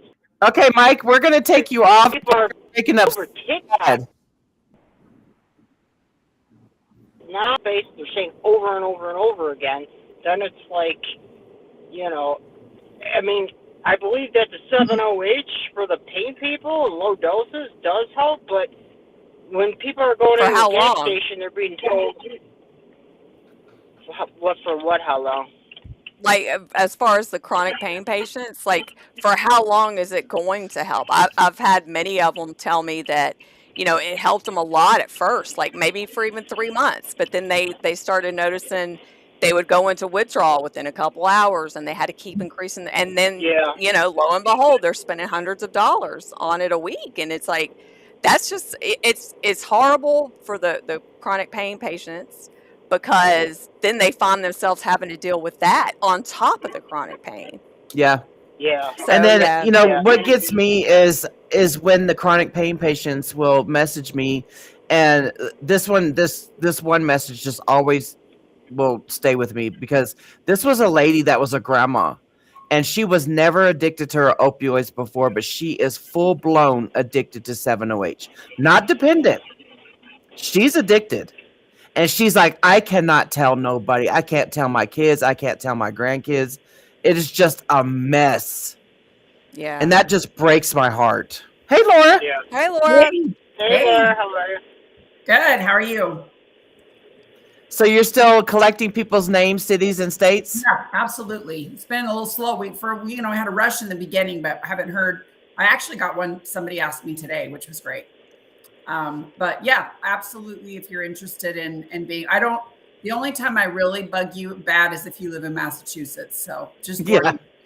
Yeah, Massachusetts has been busy. Yeah, that's really busy. But we're doing good. We're busy. We get lots of alerts, and which we don't like. We like the slow alert days, but there's always time and room to educate. But I will tell you about something this week. I know I think I've told Misty, but I talked to some, I won't give details, but some lady had said that her son was, first time I've ever heard this, that they have actual kratom parties they're going to. And I said, oh, no. That is not a kratom party. I said, no one goes to go drink some sludge or take a few some capsules. I'm like, that was 7-OH. Yeah. But this is the first time I literally have heard about that going on. And I was just, my jaw dropped. My jaw dropped. I was like, unbelievable. So this goes to tell you, we really, it's, again, I only caught the very last thing that, Max said, because I had to go to the store and stuff. But that makes me sad that the DEA is not moving on this, because it really is a public health emergency. And we're starting to just see more and more kids. And, I know, in fact, today I got a comment from Michelle Ross on something I did on LinkedIn today. And she had said about that there was no deaths from, let me read it. Let me read it. And Okay. the thing about those deaths, though, is like they don't always test for, like they, and it doesn't always show up depending on the timeline. Right. So that's a stupid argument to me. It's a very stupid argument, because who knows, with all these, kratom deaths that's happened, it's being labeled as kratom. Yeah, exactly. So what I had posted, it really made me mad, because There's a whole thing going. It's really horrible. There's, I guess, a whole big batch that the DEA has found that's going through the Rocky Mountains. So like Utah, Colorado, there's a huge amount of, it says the Drug Enforcement Administration's Rocky Mountain Field Division is warning the public after its Southwest laboratory identified illicit pills containing deadly mixtures of fentanyl, carfentanil, and fentanyl/heroin in Salt Lake City. And I've seen it all in the West here. So they've got this huge this huge warning. So my post was to give the context. Yeah. I said, yet they are focused on banning kratom in Utah. This plant supplement is not the problem. The supposed 158 deaths from kratom were not kratom at all. 90% of these decedents had fentanyl in their tox screens. A few percentages were suicides. The rest of the deaths did not record if 7-OH or kratom was detected. I said, they are not the same, but keep getting combined by the media. Attack the real problem. Don't harm people like me who rely on natural leaf for pain control. So that was my post. But then Michelle said, I thought that was interesting. There are no single substance 7-OH deaths ever reported by postmortem labs. 7-OH is riskier with sedatives, while kratom mitragynine is riskier with stimulants due to cardiotoxicity. Any kratom or 7-OH OD is almost always polysubstance, alcohol, fentanyl, or stimulants. But the comment I was going to make on that one is typically if an abuser, again, I'm referring to kratom parties here now, what is the chance that at the kratom party, it's going to be a dry party? Tell me that. Are they, you don't think they're over here drinking beer or whatever they're drinking? Taking shots. I'm just telling you, it's a combination that especially I'd say young adults, typically that's what they do. That's just how they roll. And they're going to have alcohol probably with their 7-OH, especially in a social setting. So that argument is terrifying, that she's saying, oh, well, really, there's no 7-OH deaths unless you combine them with alcohol and other substances. I'm like, that's the problem, though, is the people that are taking leaf, like the little capsules, typically aren't taking it to go get, oh, I'm going to go party. I want to go high. I want to get high. That's what they're doing. So they're not in a social situation. I'm not saying that, people aren't ever drinking alcohol with it, but my point is you're not going to sit down and take a kilogram of kratom and drink, like you say, a fifth of vodka on top of it or take some shots. You're just not. Yeah. So it really is a huge risk to me. I don't like her argument because she's saying, and I don't know, maybe she's true. Maybe this is correct, that there really hasn't been a specific single 7-OH death. Well, that's just like the whole adverse. Well, we've sold 1 billion things and there's been no adverse event. And it's like, because it's attributed to kratom. Yeah. Like everything is attributed to kratom. So it's like, even if there was a single 7, say that there is, did they even test for it? You know what I mean? Like exactly. So I don't know, the whole alcohol thing, because there's a kid that just passed away in North Dakota area, young kid, underage, 18. First time he took 7-OH and passed away. There's also a new one in Oklahoma. Not the one that we saw where we think the mother's on something, because she's definitely. I remember that one. Oh boy. Not that one. There's another one. I just saw it last night. This guy, let me read what she says. A 20-year-old Oklahoma man whose family says he took a single pill purchased from a gas station. I guess he was in a coma for a minute, but he wound up passing away. I wonder what was in it.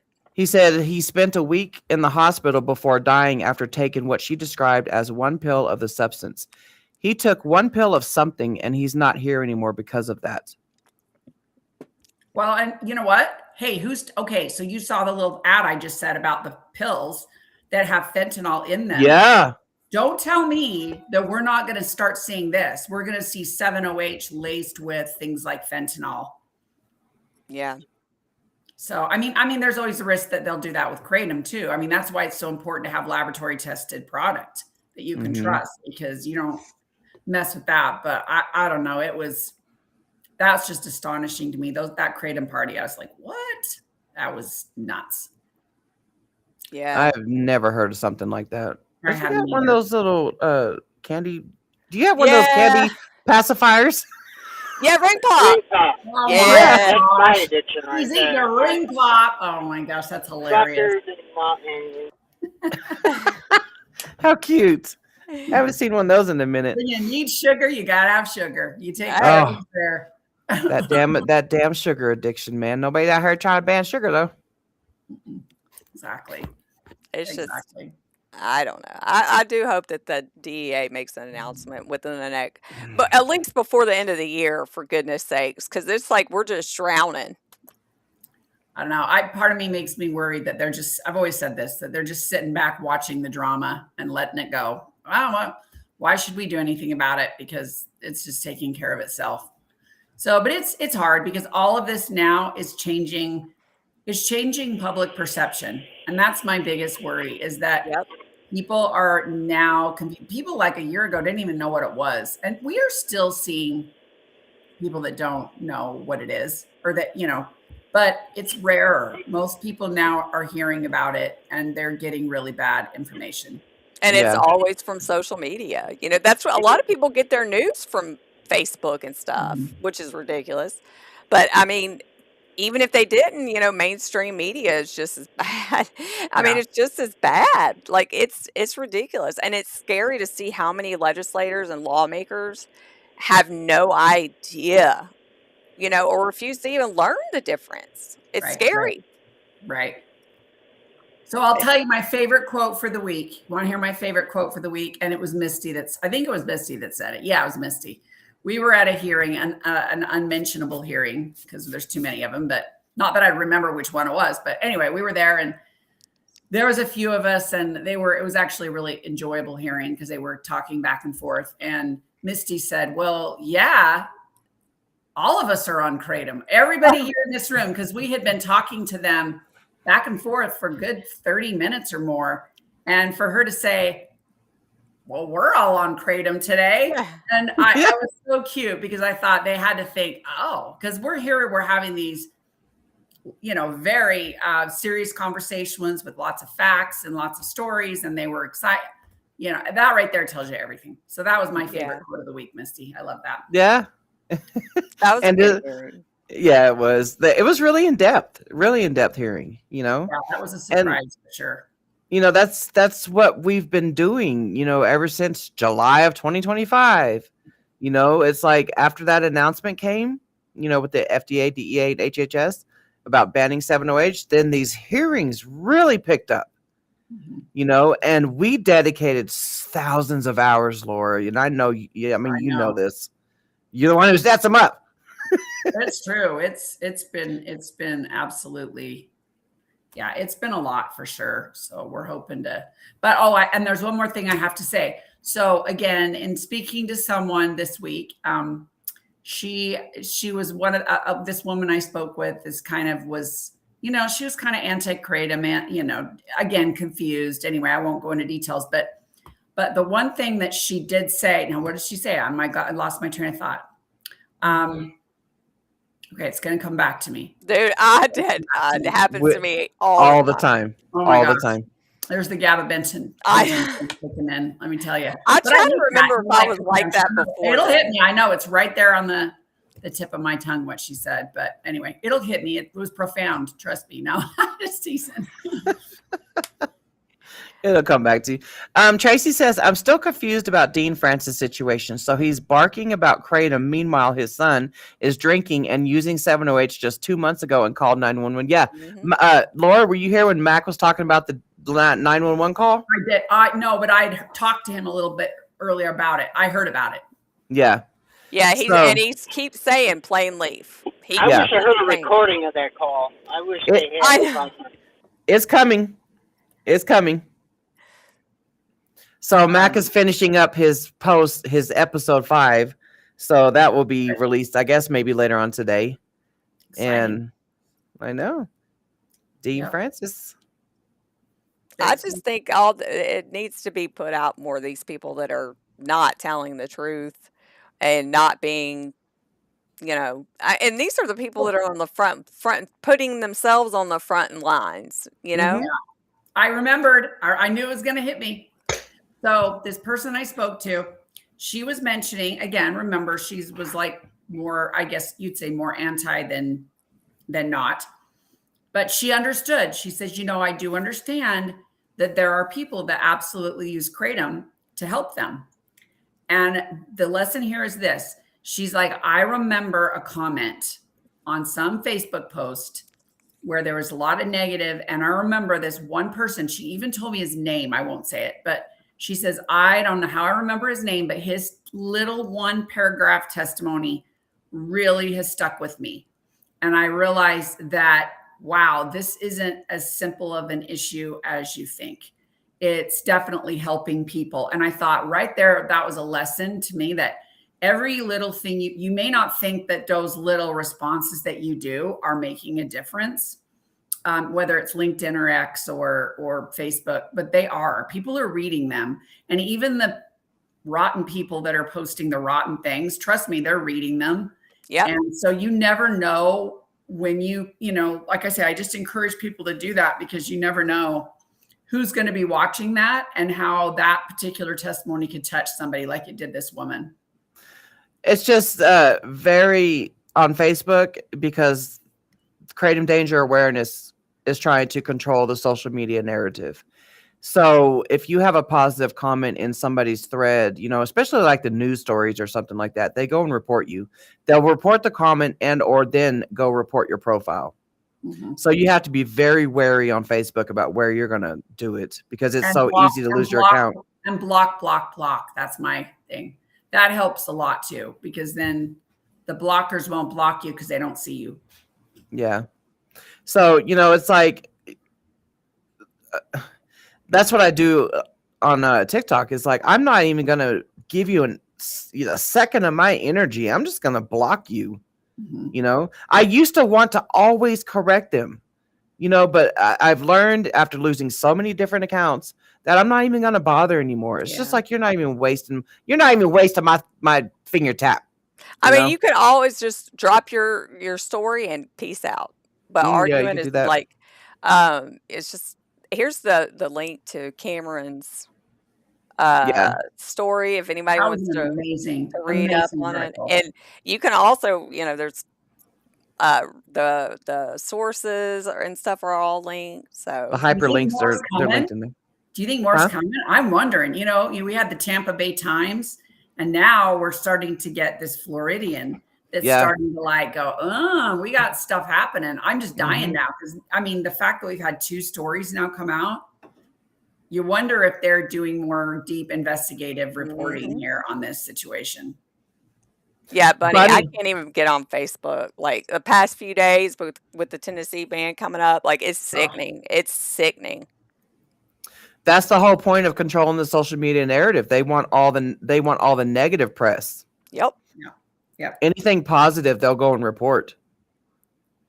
It's it's so messed up. The addiction centers are just jumping for joy on this Tennessee. They're so excited.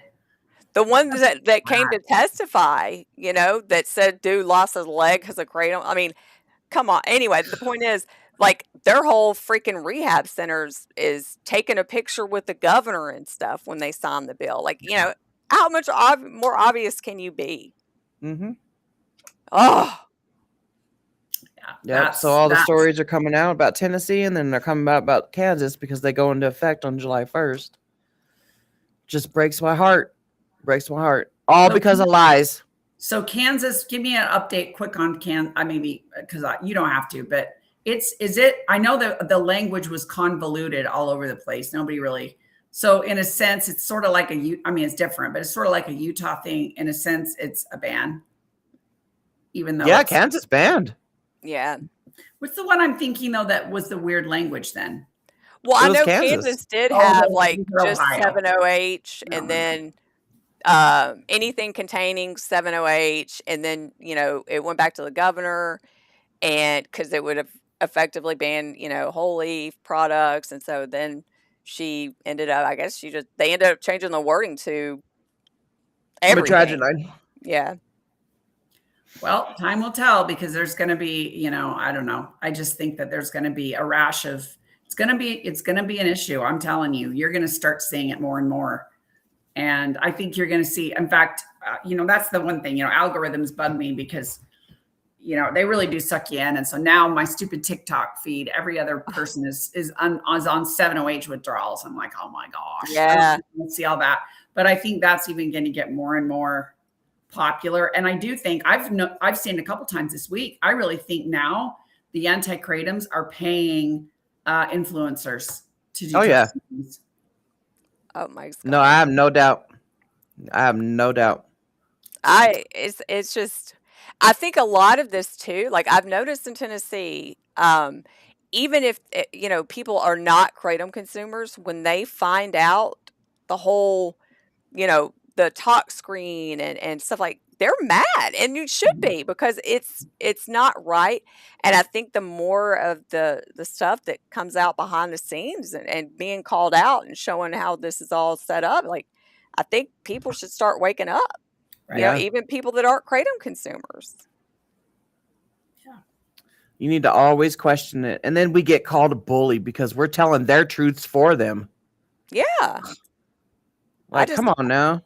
I would never bully anybody, especially, but I mean, again, like you're publicly saying this is a fact and you're publicly, then why not back it up? Agreed. I would. Agreed. Well, hopefully we'll have a slow week this week with 4th of July and we'll be able to take a breath. Take a breath. And things will be good. But there's been good things happening. There has. Really encouraging good things. So I mean, everybody, I think though, people don't get complacent, especially when I email you a lot, because there's been some that I won't name states, but I've had some disappointments, where I feel like, there were advocates that stood up for one hearing because it maybe affected them, but then they've just written off the rest of their state. And it's like, no, you can't do that, especially in your state. You got to step it up because that affects so much. Yeah. It's like, even though I live in Colorado and we're currently fine at the moment, something could always pop off. But, I've never stopped advocating in other people's states or cities, or counties. Yeah. Because like Jen always says, I'm speaking for the people that have no idea that these hearings are happening.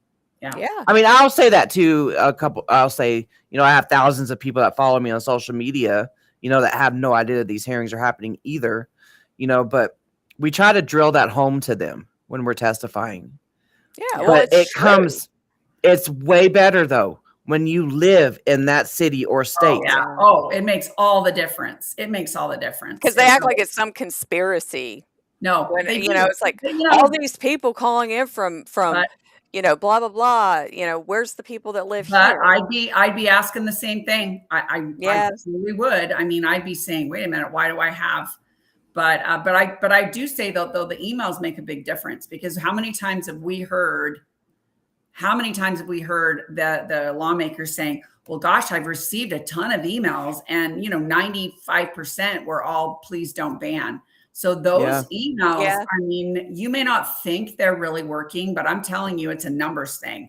And if they get 25 emails on one issue, they step back and think about it a little bit more. Mm-hmm. Some do. Yeah. Oh, I know, Kate. Kate, you did amazing in DC. Thank you for doing that. Like, she drove hours to get there, Wow. Kate, I will ask you, are you on my email blast list? If you're not, get on up on there. You gotta email me, because we definitely need more people on that list. Sky, there are. Yeah, I get them.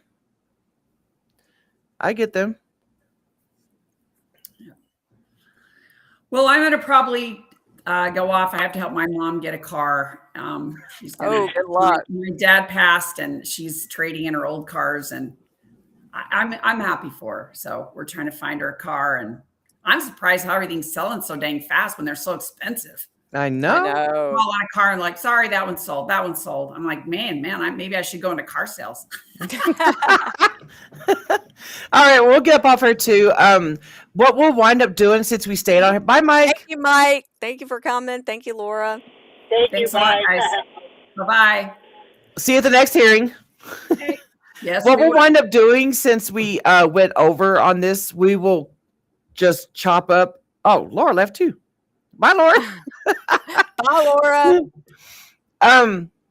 We'll just chop up the recap with Mac part and we'll upload that individually. Yeah. That way. Oh, shoot. That's the wrong one. That's the wrong one. I was going to say, here we are. So, again, anybody wants to get involved and make sure that you get notified for your local area, Mm-hmm. send Laura a text. I mean, a Yep. freaking email. Laura at plantsandherbals.org. Send her your name, city, and state. We definitely need to beef up the advocates on the list because I tell you what, we might see a lot of disappointments in these hearings, but we've seen some wins. We've definitely seen some wins. You know, and it makes the disappointments worth it. You know. Yeah. It's like we were talking about fishing last night, me and my kids. And, my son was like, sometimes you get out there and you're fishing for all day and you don't even get a nibble. I was like, but boy, when you do catch a fish, it makes it all better. It's kind of like the hearings, you know what I mean? Yeah. Like, it might be disappointment after disappointment, but when you do finally get a win, it just makes it that much better. Because I look at it like even the ones that we do get disappointed in, the conversation started. Right. And You know? it may not be during that hearing, and it may not be, but they might even be sitting there in the middle of the night, woke up, can't go back to sleep, and they just happen to think, you know what? Da, da, da. And, it's planting a seed, like you always say. Mhm. And I think that that's a good thing. Oh, yeah. May Okay. not immediately, but, I know. Anyway. All right. Well, we're going to go. Thanks, everybody, for coming. Thanks to Mike and Laura for hopping on. Yeah. Hope And thank you everybody for has hanging out in the chat. Definitely kept the chat. Yeah. It was on fire.